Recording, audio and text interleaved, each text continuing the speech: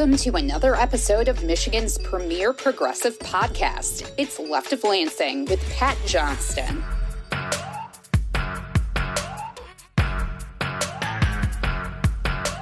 A progressive and populist insight into Michigan's political and cultural world. And of course, an entertaining show on how to make Michigan's political machine work for the people, and not just the elite few. Now, from the Left of Lansing headquarters from his mid-Michigan attic, it's time for the award-winning Pat Johnston. It's all yours, Pat.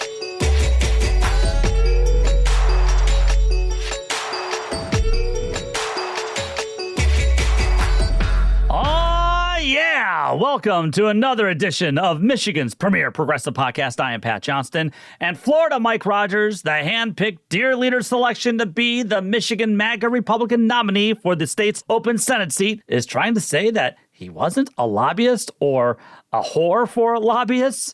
Well, I mean, he's trying to deny that he didn't work on behalf of Big Pharma, and he's attacking the Democratic frontrunner, the working-class progressive Dr. Abdul El-Sayed, and even threatened to sue Dr. Abdul with a cease and desist order, crying that he's never worked as a Big Pharma lobbyist. Now, he did work on behalf of Big Pharma in Congress, but don't you dare call him a Big Pharma lobbyist. Florida Mike Rogers, and again, we call him Florida Mike because he ran out of the state of Michigan to make more money in Florida being a lobbyist. Florida Mike then returned to Michigan in 2023 so that way he could run for Debbie Stabenow's open Senate seat, only to lose just barely against the centrist establishment Democratic champion, Alyssa Slotkin. I mean, she would have won in blowout fashion, or she should have, but she presented little vision or little fight in her campaign, and she almost allowed a loser and swamp creature like Florida Mike Rogers to win that seat. But Florida Mike Rogers still cannot stay out of Florida. The Detroit Metro Times' Steve Neveling reported last winter how Florida Mike ran his campaign for a couple of days from Cape Coral, Florida, during November of last year. Florida Mike says, of course, that he was visiting family for Thanksgiving in Florida, so naturally he would campaign for a Michigan Senate seat in Florida. Well, look, I'll tell you what, spend Thanksgiving Day there with your family, Mike, that's fine, but then you should just come right back up here on Black Friday and campaign for the state that you supposedly love. Come on now, Mike. But he didn't, and then he said on some right-wing Breitbart show earlier this year that he'd rather be on a Florida beach than in the cold Michigan winter. Look, is that last part the worst part about Florida Mike Rogers? No, I think there are many Michiganders who think that in January. But like with Democratic Senate candidate, State Senator Mallory McMorrow, whose old tweets where she complained about Michigan, including the weather, well, those hurt her a bit. Well, then so too with Florida Mike Rogers having always to travel to Florida and then longing to be in its weather. By the way, being in Florida right now on June 25th of 2026, hey, you can have it. You can have all the humidity, all of the sweat, all of the bugs, all of the cranky old people, you can have it. Now, back to this whole lobbyist thing with Florida Mike Rogers. Florida Mike has received, according to Open Secrets, a total of over $670,000 from Big Pharma lobbyists during his political career. Not a lobbyist, but always working on behalf of Big Pharma. And when Florida Mike was in Congress some 20 years ago, the Michigan Independent reports that back in 2003, Rogers voted against a bill that would have allowed reimportation of drugs from foreign countries. In a Lansing State Journal op-ed the following month, Rogers and then State Representative Dave Camp from Michigan, you remember that guy, repeated industry talking points warning, quote, unmonitored, reimported prescription drugs can and have killed American citizens, unquote. Not a pharma lobbyist, but always doing exactly what the big pharma industry is telling him to do. By the way, let's not forget that a few months ago, a spokesperson for Florida Mike Rogers lied by saying that Dr. Abdul El-Sayed is Egyptian-born and not a naturalized citizen. Of course, in fact, he is, and apparently loves spending more of his time, more of his life in the state of Michigan, you know, the state that he wants to represent in the Senate, than Florida Mike Rogers has ever wanted to stay here. And Florida Mike owns it. He owns it that he loves Florida more than Michigan. Still don't get why he wants to be here. Now, there was this fantastic story by Rob French in Bridge, Michigan back in 2024 detailing how, as a congressman, Florida Mike Rogers advocated to push opiates on more and more Americans suffering with pain. As the story notes, Rogers' home state wasn't spared, with 27,000 people dying from opiates since 2000, the equivalent of the city of Hamtramck becoming a cemetery. Since 2021, one Michigander has died every 4 hours from an opioid overdose. Again, this is back in 2024. And then, and I quote, a Bridge, Michigan investigation revealed that while in Congress from 2001 to 2015, Mike Rogers was a leading advocate for greater access to pain medications, which are typically variations of opioids. He received hundreds of thousands of dollars in campaign contributions from the same drug companies that are now paying billions of dollars in national opioid settlements for their roles in causing the epidemic.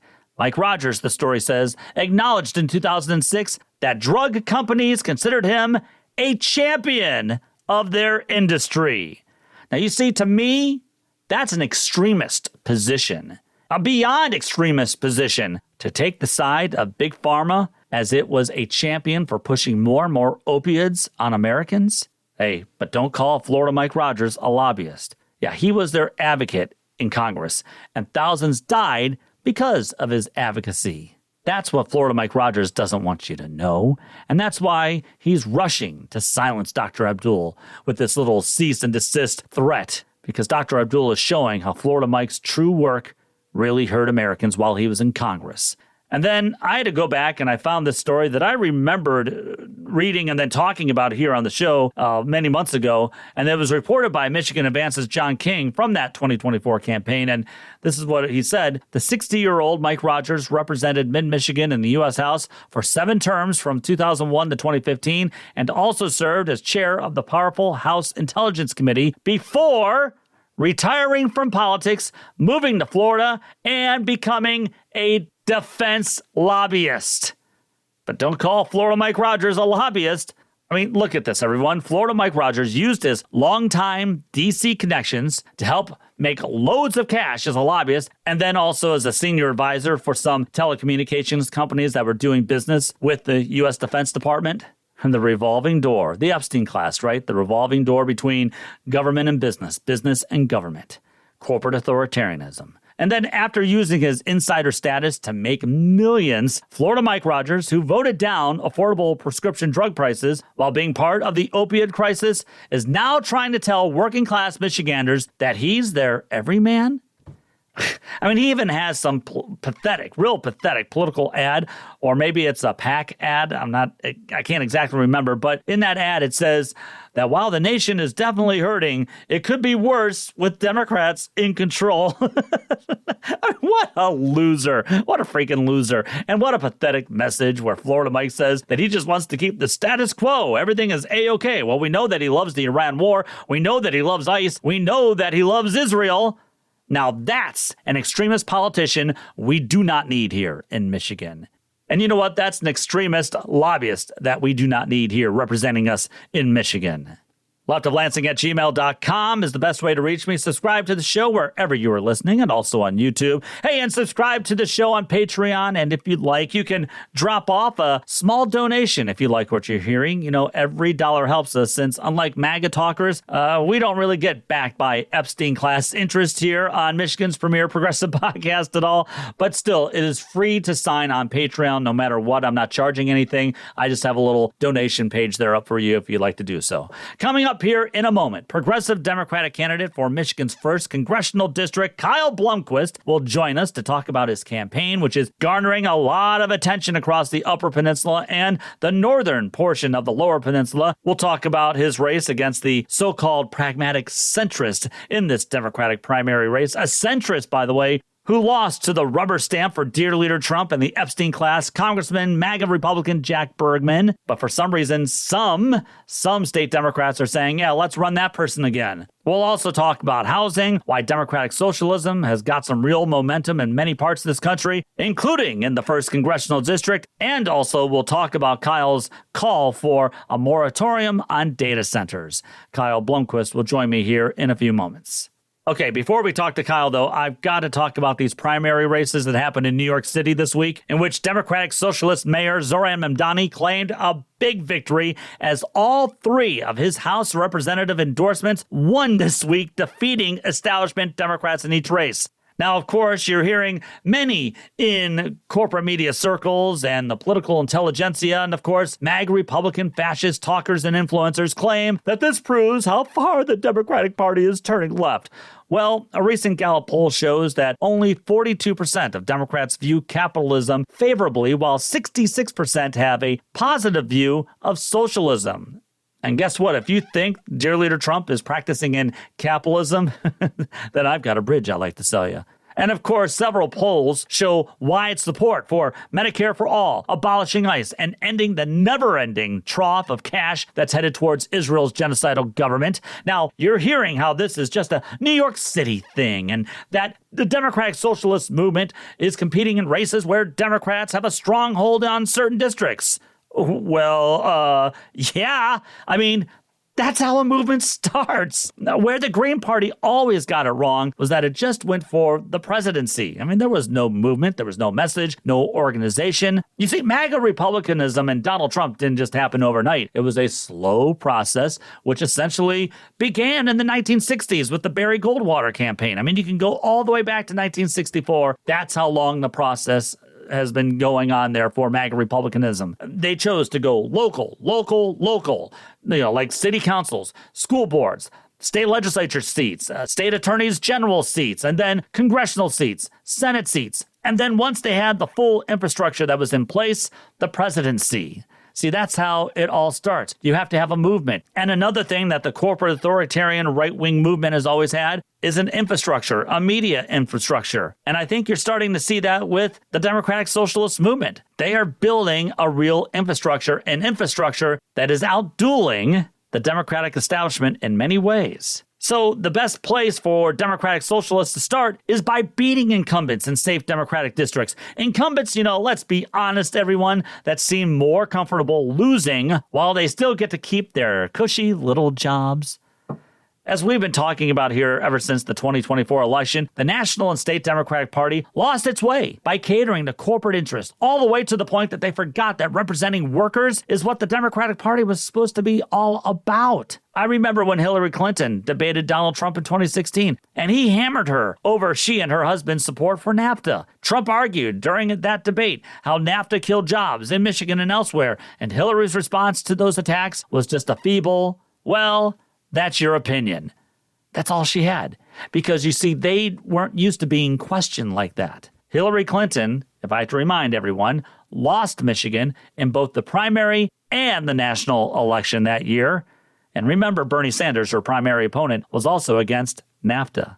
Fast forward to now, and we see Michigan Democratic Governor Gretchen Whitmer standing side by side with billionaire tech bros for a groundbreaking of a hyperscale AI data center, a data center that received massive tax breaks, by the way, while the people in that township of Saline were against it. What that proved to me is that the corporate Democratic Party elites still aren't getting it, and aren't getting why Democratic base voters have such a low opinion of them. So much so that they're turning to those who are actually taking time to listen to them and who are actually promising to fight the fascistic MAGA Republican movement and who are also promising to fight to strengthen the working class. They just aren't promising to protect certain things. They are promising to strengthen the working class. I mean, that's why we've got Democratic Party incumbents such as Detroit's crypto king, Congressman Sri Thandahar, in a serious race against progressive working class voice Donovan McKinney. And that's why we've got a strong working class, pro-Medicare for all, pro-Senate filibuster reform, and pro-abolishing ICE candidate Dr. Abdul El-Sayed winning right now in that Democratic primary race with very little TV ad support. I mean, the establishment and AIPAC's darling of a pick, Congresswoman Haley Stevens, has so many political action committee ads flooding the TV airwaves. I mean, you'd really think that she was some effective congresswoman who was also endorsed by Obama. Neither, of course, is true, but I'd like you to notice the next time you see one of those pro-Haley Stevens PAC ads, they'll all say that she's a fighter who proposed this bill or who sponsored that bill. Okay, so what?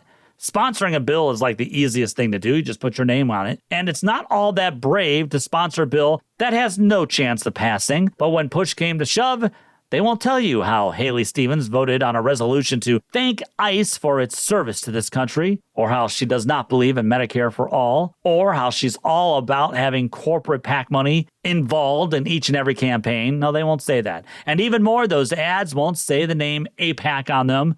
I mean, they'll just go through using front names to hide who they truly are and thereby hide who Haley Stevens truly is. The Democratic Party base, the working class base, though, is onto their game and no longer wants to be part of this game. And the base is calling for a change, vast, immediate working class change. And, I'm also sick of hearing all of these establishment Democrats and talkers cry and complain on how appalled they are by the tone of Democratic Socialists and that they aren't being nice to those who've helped screw over the working class for years and who helped give us Trump twice and then thereby giving us more fascism. They want decorum.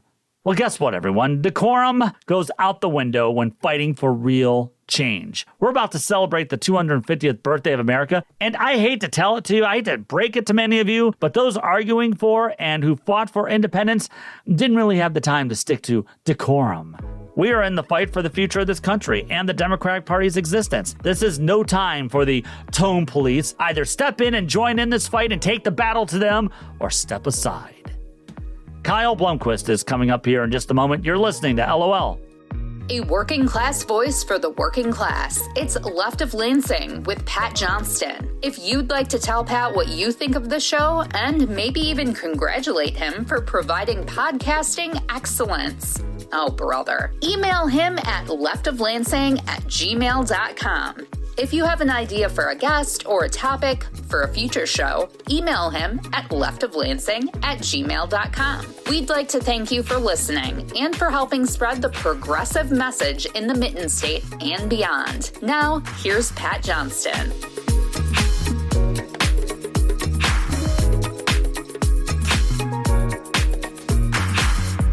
Hey, thanks again to all of you who subscribe to the show wherever you are listening. Remember, subscriber numbers really matter in helping push Michigan's progressive message to as many out there as possible. Remember, the corporate media is not progressive friendly and will do everything in its power to silence or block true working class progressive voices from being part of the entire political dialogue and political discourse. And that goes for both in Michigan and for the entire country. So again, thank you so much for subscribing. All right. Speaking of a strong working class progressive voice, Kyle Blomquist is running to become the Democratic nominee for Michigan's 1st congressional district, which includes the entire Upper Peninsula, as well as a decent portion of the northern Lower Peninsula. Now, the people of the 1st Congressional District are currently being so-called represented by MAGA Republican Congressman Louisiana Jack Bergman, who's nothing but a rubber stamp for the Trump regime and especially for the Epstein class. And I also have to note here that Kyle Blomquist also serves on the Iron Mountain City Council as well, as he's just another one of those strong working class voices who actually spends time in his community, volunteers his time in his community, and just tries to make his community a better place to live for everyone. So Kyle Blomquist, thanks so much once again for taking a little time out of your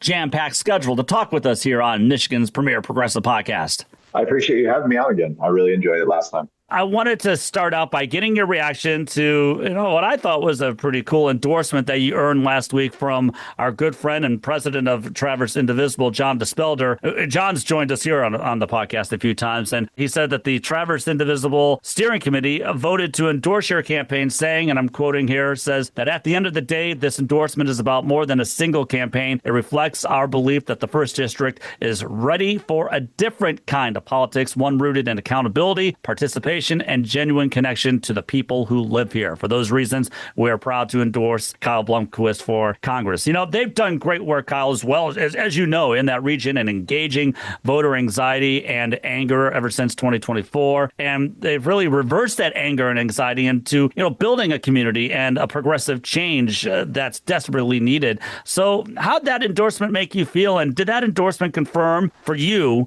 that you're really running the right kind of campaign that Democrats probably should be running throughout the state and elsewhere? Yeah, I was surprised by that one, and I'm just deeply honored and humbled to earn Traverse Indivisible's endorsement. John Dispelder has been, all the conversations I've had with him, he understands his community, he understands the needs and the moment that we're in, and I think that the endorsement from Traverse Indivisible reflects that as well. I think that a lot of organizations like that are building more resilient communities in the light of Trump 2.0. And I say all the time is the electoral process is slow.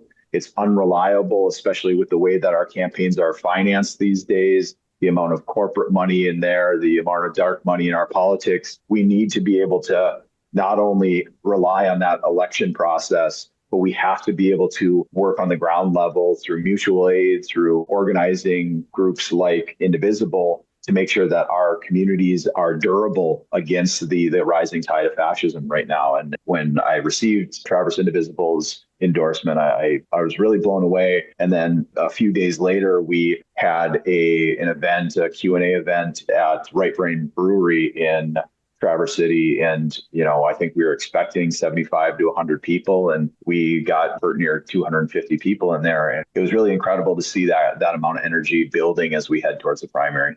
Kyle, after the 2024 election, I said on here soon afterwards that before Democrats could really even go about trying to figure out how to defeat Trump and MAGA Republicans, that Democrats would really have to first and foremost figure out what they really are standing for and who they really are. And I'm not really surprised by how well many of these working class, progressive, outsider Democratic candidates are doing across the country since then. Did the 2024 election kind of help you draw similar conclusions? And is that why you ultimately decided to get into the race? I think that the moment has been here for a while. I think that where we are starting to see the most success might not be the best word for it, but where we're starting to see the most momentum right now is that people are starting to realize that the strategy that we've been sold for decades now, that we need to put the things that are in our best interest, whether that be Medicare for all or sound housing reform or living wages, that we have to put all those things in the back burner so that we can address the need to get elected, as if those things will not get us elected. And what we're finding right now is that spell is lifted for many people. They're realizing that was a grift in and of itself, and that what it was really doing was it was meant to arrest our development as a nation. And I think they're rejecting that. I think they're rejecting establishment politics writ large, whether that be on the Democratic Party side or the Republican Party side. And now we have an opportunity to really take this, call it weakened party, and remake it in our own image, make it into something that actually works for working people again, and reject a lot of the conventional knowledge that usually precipitates down from the consulting class. I'm just wondering, Kyle, are you being contacted or being heard from others in, let's say, the state Democratic Party at all? We don't hear too much from them. We will communicate with them to the extent that we need to. There's not what I would consider to be an open adversarial relationship or anything like that, but we're running our race exactly the way that we know a race should be run in this district, as well as other districts like ours throughout the country. We're not relying on anybody for help right now. We're not waiting for the cavalry to arrive and suddenly join our voices here. We so often here in the American working class, we've got us, right? We've got each other. We'll do it all ourselves if we have to. I know we touched on this the last time you were on, but I wouldn't mind just expanding a little bit. What drew you to democratic socialism? Was it Bernie Sanders from 2016? Or do you look back and say, what? I think I may have been going down this path even before then. I think it was much more gradual than that. I think, I might have mentioned it this last time we spoke, is when I graduated from high school, I was a Republican, like most of my friends and much of my family members at the time.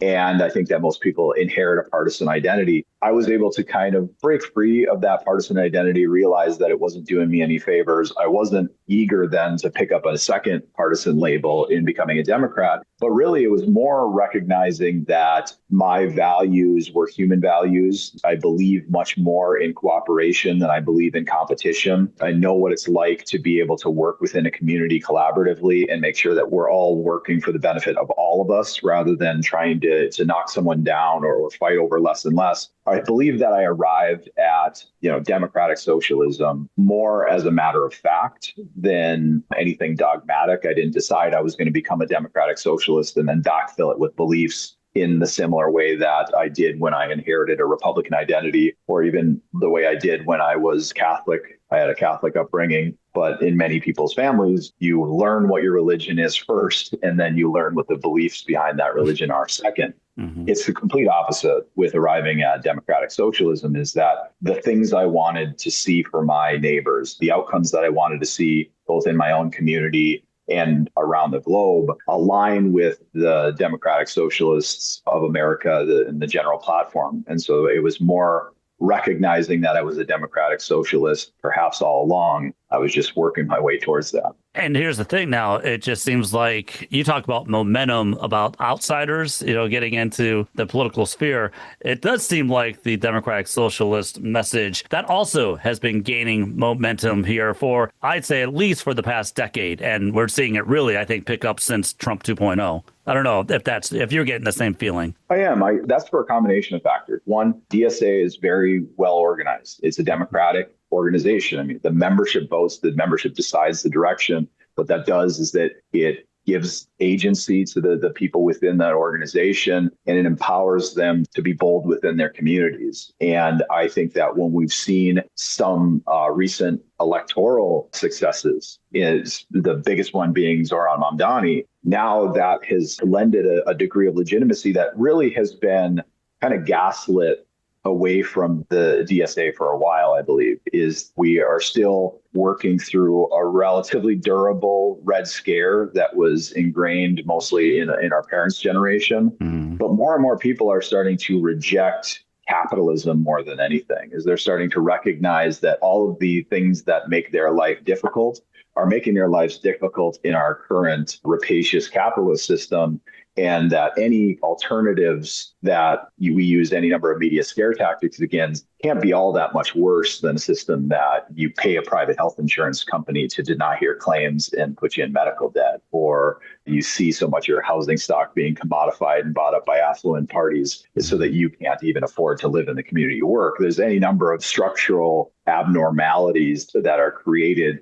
in this kind of late stage capitalism that is getting more and more people to awaken to the possibilities elsewhere. Yeah, in a way. I mean, I think sometimes a lot of people would use how we're deregulating so much, right? Deregulating in capitalism. But I always thought that it was more re-regulating. It's kind of how I looked at it, what Congress does. And what I mean is that it seems like Congress will reward certain businesses, certain industries, certain corporations, and then that will hurt others. In fact, that ends up being monopolization, and that's not helping anybody in the end. Absolutely. I think that there's a myth, and everybody recognizes it as a myth, that this market is absolutely free for all parties to succeed or fail, when really the market is increasingly rigged for fewer and fewer parties to succeed. And that is a feedback loop that is actually necessitated by this.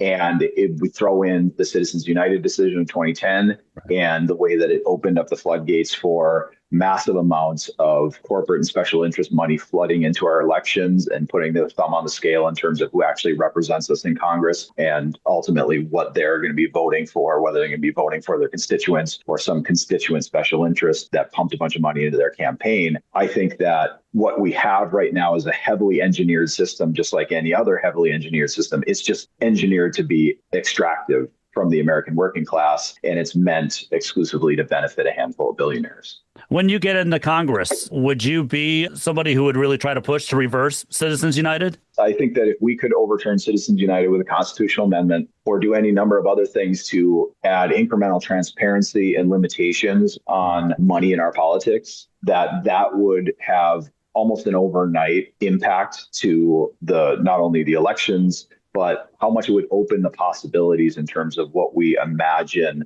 we can accomplish through our legislation. So much of when you're going even on the campaign trail everyone will come up to you and say, man, I love everything you have to say, but how are you going to do it? And the how are you going to do it is always referencing either directly or indirectly this inertia that exists in Congress, is that there's this majority of people that regardless of what the population wants, it's the individual members of Congress or a collective body of Congress is not actually activating the will of the people. And so I believe that we shouldn't use that as an excuse not to do better. In fact, we need to do better at a greater rate and more aggressively. And man, if we could ever get Citizens United overturned, I think our politics would correct itself within 2 or 3 election cycles. Yeah, wholeheartedly agree with you there. Your opponent, Callie Barr, in the Democratic primary here, she ran and lost to MAGA Republican Jack Bergman, of course, a couple of years ago, and is once again here running again to represent, I think, this kind of so-called pragmatic centrism or something like that. I think that's what the Detroit News described her as a couple of days ago as well.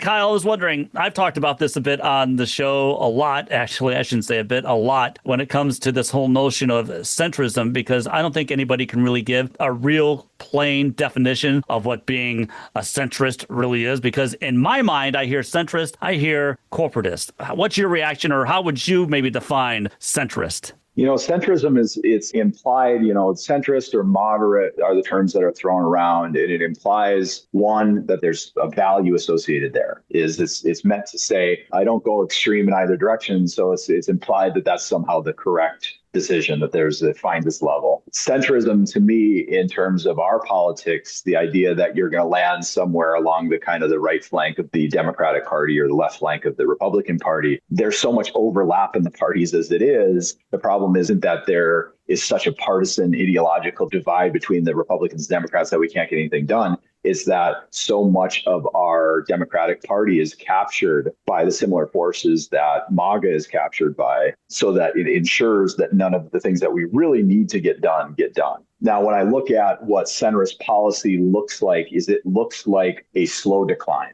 The idea that we could just arrest things in place or freeze it in amber and safeguard the things that we have right now that don't work, I reject that wholeheartedly. I think that we're either moving forward or moving backwards. Those are the two options. And if we deserve healthcare as a human right, as a guarantee, if you are offering anything short of that, you are trying to promote that as if you are pushing the cart forward, but at a slower rate. But I see it more as you are trying to stop that cart, or you are the brakes, not just a slow acceleration. I think that we need to start looking at people within that cohort. People, especially those that fail to or avoid articulating a position on any number of things that are salient in our lives. I think in our district, I think about a handful of things. I think about data centers.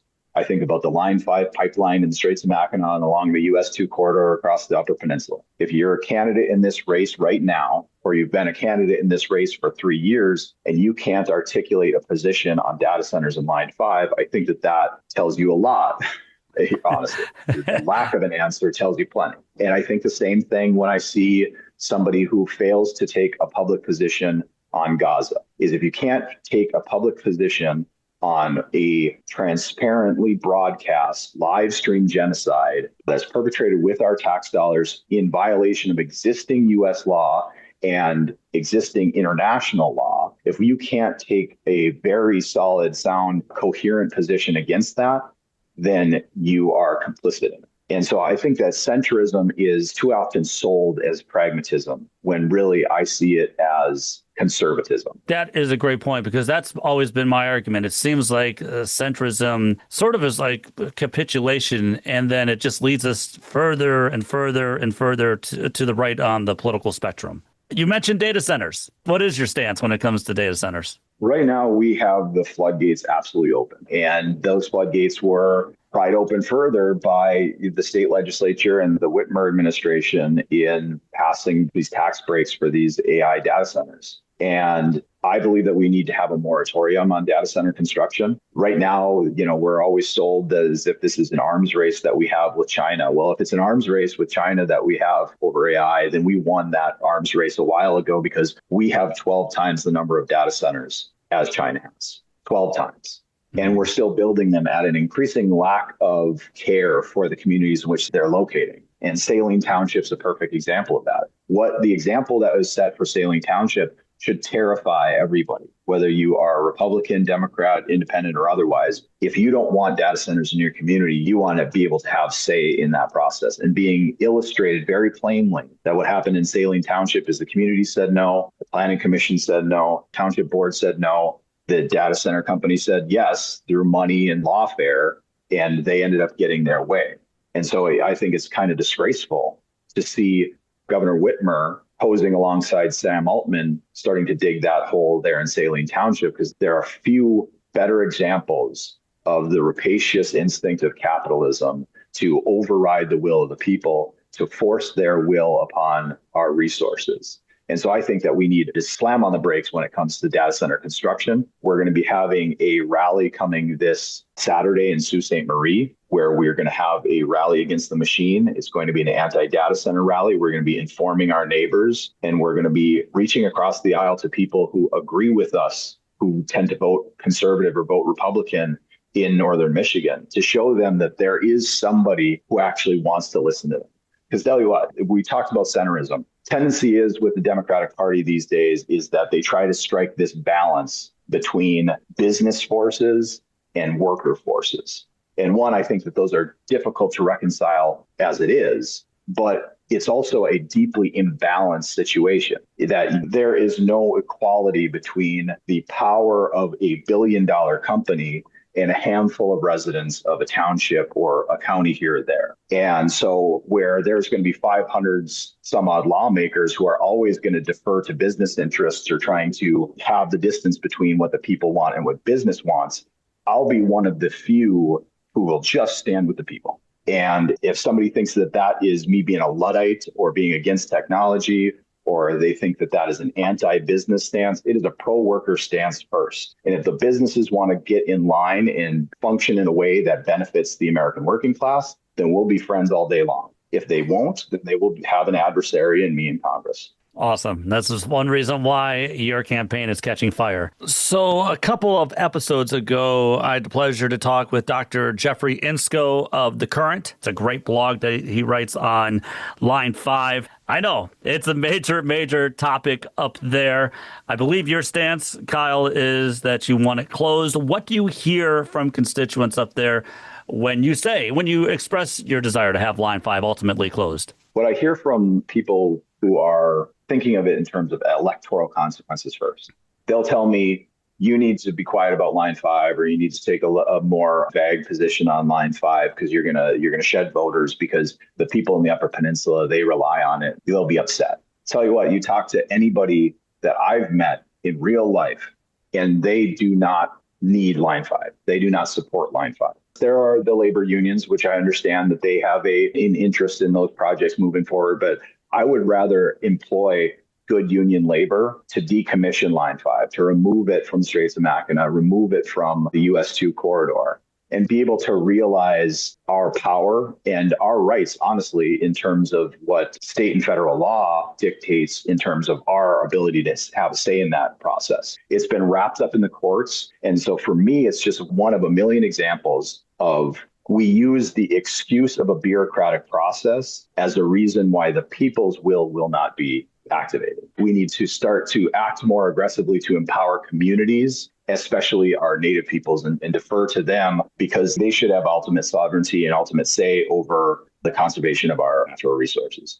I know that affordable housing is one of your major planks that you're running on during this campaign. And I know, Kyle, you're running for Congress, which will put you in Washington, D.C., and talking about everything on the federal level.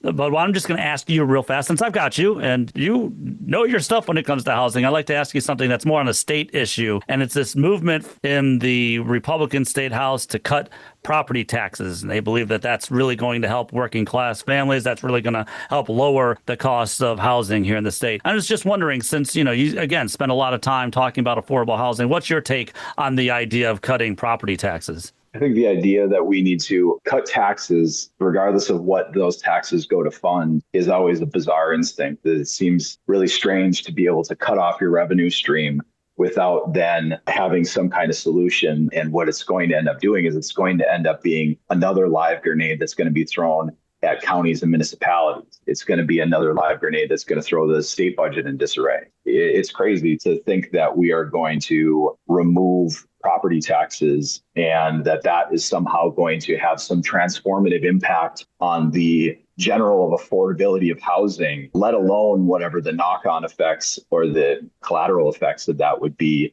on society up and down. I mean, I'm on Iron Mountain City Council. I don't know what the hell we would do if we didn't have property taxes. I know there's any number of different proposals, but I think the last thing that anybody really wants is to start to pull at that thread without any kind of solution in place. And that's what I see. I see this as nothing more than the typical Republican state house. It's posturing. They know that they're never going to do it. And I think that it's so disingenuous to look at it from a housing affordability perspective. The reason why our housing is unaffordable is because we commodified it, because so much of it is captured not by people who are owner occupants who are building household wealth through their mortgage and the building of equity in a piece of real property. It is that people who have excess money are able to buy multiple homes, in oftentimes those starter homes that the young families or the people on a fixed income rely on. And instead they're flipping them and making them Airbnbs. It's because we have funneled all of our public spending on housing towards these public-private partnerships that interject and infuse that process with profit and bureaucratic burden, and then hope that there's scale and affordability out the back end of it. There are probably a dozen and a half things that contribute to the rising cost of housing that have absolutely nothing to do with your property taxes. And here in the state of Michigan, your property taxes rise at CPI or 5%, whichever is the lower of the two. And so there's actually a cap on how much our housing or our property values when it comes to our property taxes can actually inflate. So everything else around that process is inflating at much higher rate than your property taxes ever have. That gives even more insight. And again, I think this is just another failure of capitalism that we're seeing with these rising housing prices, as you just explained. Kyle, one last question. You mentioned how you're on the Iron Mountain City Council. Have you ever met Jack Bergman? No, I've never met Jack Bergman. Really? Oh, I'm surprised. No. I am a little bit surprised. I don't know why. Oh, you think he's going municipality and saying hello to all the county and city boards? I hear he loves people. I hear he's a people person. Oh, good.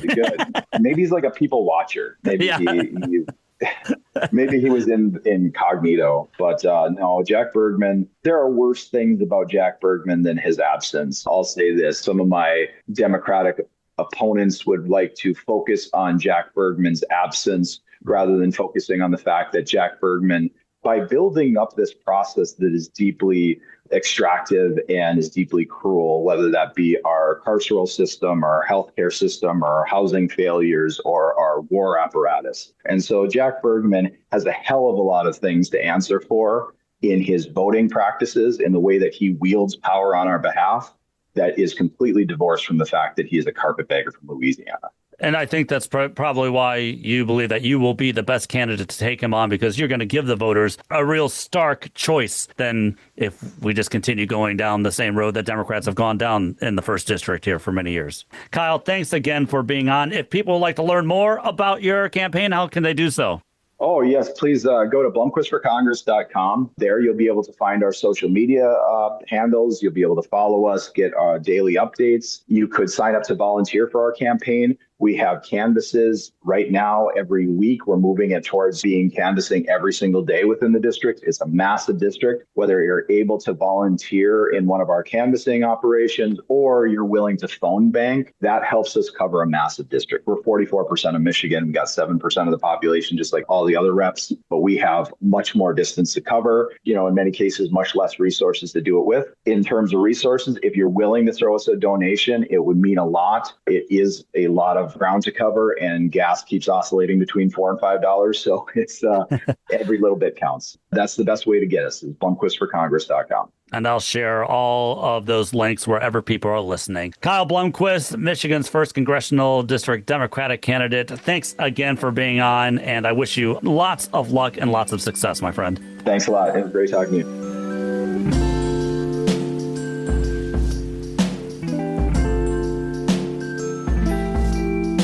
Bringing progressivism with passion each and every week. It's Left of Lansing with Pat Johnston. Follow us on Blue Sky, Twitter, Facebook, and the Gram. Subscribe to the show wherever you listen to your podcasts, and subscribe to us on YouTube. We'd also like to thank Audio Boom for publishing the show and helping us spread our populist, progressive, and patriotic message. Speaking of which, let's get back to the show with Pat.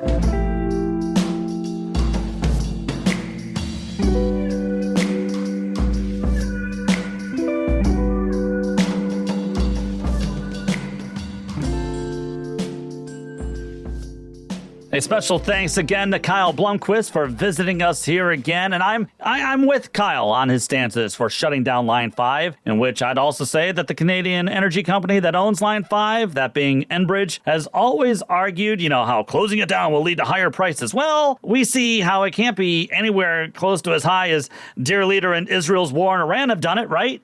So that argument goes out the window, and I also agree with his call for a moratorium on data centers. But even more, Kyle would just bring a consistent, much-needed, working-class first and an American first voice to a Congress that has been way too busy sticking up for the Epstein class. I'll provide links to his campaign site and also to his social media sites wherever you are listening. All right, last week's LOL weekly poll showed that a majority of you are like me in saying data rather than data. It was all about data centers and data centers, whatever. And I think I say data primarily. I hate to dork out here, but I think it's because of Mr. Data from Star Trek The Next Generation. So I always say data. It's always been data for me. Anyway, thanks again for all your votes. This week's LOL poll is the following. Which one do you view more favorably? Capitalism or socialism? Vote on either the Left of Lansing Patreon page or our Twitter page or on the YouTube page. Time now for the Left of Lansing last call. In a recent study published by Nature, MAGA Republicans are dying at much higher rates than those on the left side of the political spectrum. This study chose to put political ideology on the list of variables for the very first time, and the authors say that they really couldn't find a death rate gap between the two ideologies until after 2010. It was slowly happening. But by 2020, they had pretty clear evidence of a gap in which conservatives are less healthy than liberals, said one of the study's co-authors. Now, the authors say that their findings also show that the divide or gap widened, especially from 2020 to 2022, as right-wingers' distrust in doctors and the entire medical system widened. That distrust accelerated, of course, during the pandemic as people fought over vaccines and about even wearing masks, which, for me, that's where I knew that we had lost it as a country mentally, that we went bye-bye, that we just simply didn't care about other people. I mean, doctors wear masks in surgery to guard against infecting the patient. Suddenly, I was being told that those doctors were idiots for following long-held scientific tradition and scientific fact. And for the record, I still appreciate seeing some people wearing masks at stores or on airplanes if they're sick. I think that is a kind thing to do. It's caring about your fellow man. I wore a mask when flying back from Europe last year when I had a double ear infection. I was on a plane for 8 hours. I didn't want others getting whatever I had. I guess I just have this moronic thing that I do, which is show compassion for others. But I digress. Even worse, though, as the pandemic gets further and further into the rear view, one consequential byproduct is that more and more of conservatives have become distrustful of their health professionals. And so they won't go and get their blood pressure taken, or they won't see anybody for chest pains. That's according to the study. This mistrust is amplified with Robert Kennedy Jr. taking control of the health department, where he's pushing his fact-free, pro-idiotic, anti-vaccination agenda on the entire American people. And with measles rising, the Centers for Disease Control and Prevention plans to end federal diagnostic testing for measles and mumps. The agency confirmed to Politico on Monday. Hey, isn't that just terrific? Brilliant! And now NBC News reports that more than 5 million working-class Americans did not enroll in Obamacare, as dear leader Trump's and the MAGA Republicans' big, beautiful bill, otherwise known here as the MAGA murder budget, refused to reinstate Obamacare subsidies, which is why we need Medicare for all. So people are getting sicker, but the means of getting health care is growing harder and harder. As Michigan Progressive State Representative Carrie Reingan said on social media this week, MAGA's misinformation is literally killing their own voters. Hey, but I'm told that's the moderate position. You're listening to Left of Lansing. Music for the show and everything else on Left of Lansing is provided by Wanderbeats. To hear the latest project and complete music archives, check out Space Leopard on your favorite streaming site or subscribe to Space Leopard on YouTube. Now, back to our favorite progressive voice in Michigan. It's Pat Johnston. Well, that's going to do it for this edition of The Left of Lansing. Special thanks again to Kyle Blomquist for being on the show again. You know, I remember when I was on WSGW radio in Saginaw, and one of my co-hosts called me a socialist on the air, thinking, that I would reject that label quickly. I didn't. I did say, you can call me a Democratic Socialist, which helped give us Social Security, banking regulations, and Medicare. And that was about 15 years ago. I wasn't sure if America would join me in celebrating that label, but you know what? It's happening at a far faster pace than I even dreamed would happen. However, it's not that difficult to understand considering how capitalism is failing the working class, spurred on by government intervention to help those most powerful of industries like the tech bros, who are just part of the Epstein class. So no, this is not a surprise to me that democratic socialism is becoming more and more popular with the working class. Next week, progressive state representative and working class fighter Betsy Kafia of Traverse City is back on the show for the first time this year. And you know what? I know we will have lots to talk about, so I'm looking forward to it. And I also have to say this. I wondered if I would ever have to install the big air conditioning unit for the living and dining rooms this year. I really was questioning it, but alas, it looks like I will this weekend as 90-degree weather with high humidity is arriving next week. Ugh. Yeah, you will have to hear me complain about it a little. I know. Many of you are going to celebrate that. I will admit, I want summer to finally arrive here too. I really wasn't digging having October weather in mid-June. So summer, give us what you've got. Until next time, remember, take the battle to them. Thank you, Michigan. You've been listening to Left of Lansing with Pat Johnston. Left of Lansing was produced by Pat Johnston, brainstormed by Pat Johnston, researched by Pat Johnston, written by Pat Johnston, edited by Pat Johnston, and yes, hosted by Pat Johnston. Technical assistance by Dr. Heather. Thanks to our good friend Rich for website assistance, and thanks to our good friend Kirsten for the awesome podcast logo. We thank Audio Boom for publishing the podcast every week. Visit leftoflansing.com for more news and information. Thanks again for listening to Michigan's premier progressive podcast, and we'll talk with you again next week.